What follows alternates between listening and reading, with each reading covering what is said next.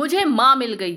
महारानी बैठी मत रहना, अपने पापा को अच्छा भोजन बनाकर खिलाना और सारे काम बर्तन कपड़े झाड़ू पोछा अच्छे से करना।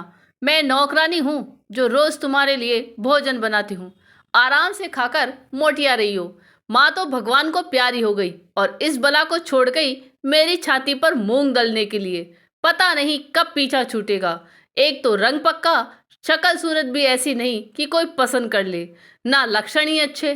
पैदा होते ही माँ को खा गई।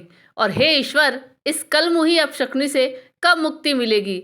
विमला जी के तरकश से तीर चलते जा रहे थे।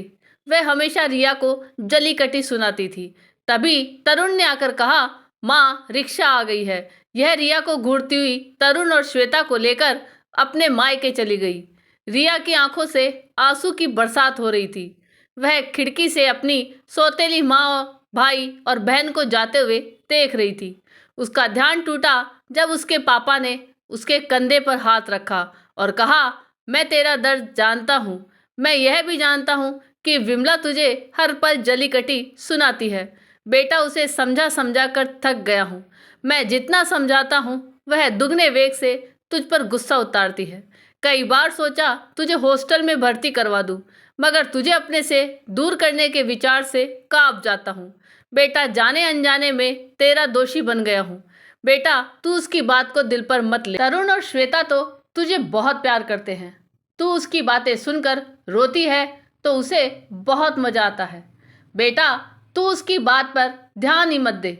मैं हमेशा तेरे साथ हूँ। जब वह देखेगी कि उसकी बात का तुझ पर कोई असर नहीं हो रहा तो वह खुद बोलकर पछताएगी। बेटा, सब बातों को छोड़कर अपनी पढ़ाई पर ध्यान दे। तेरी माँ तुझे डॉक्टर बनाना चाहती थी। तू अपने लक्ष्य पर ध्यान दे।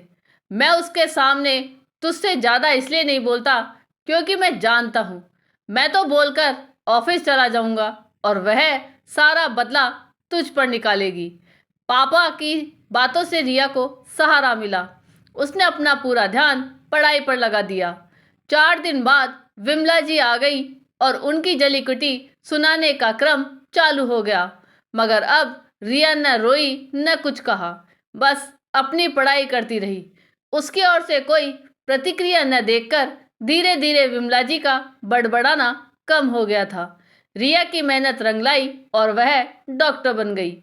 उसके लिए एक से बढ़कर एक रिश्ते आ रहे थे। अब विमला जी उनकी कही वे जली कटी बातें याद कर वे स्वयं शर्मिंदा थी। और एक दिन वह भी आया जब उन्होंने रिया से माफ़ी मांगी।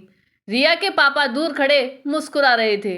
रिया ने विमला जी से कहा, आप माफ़ी ना मांगो माँ, बस मेरे सिर पर प्यार से हाथ रख दो। माँ को तो देखा भी नहीं, बहुत तरसी हूँ माँ के प्यार के लिए। लग रहा है मुझे आज माँ मिल गई। विमला जी का हाथ रिया के सिर पर था और आंखों से आंसुओं की धारा बह रही थी।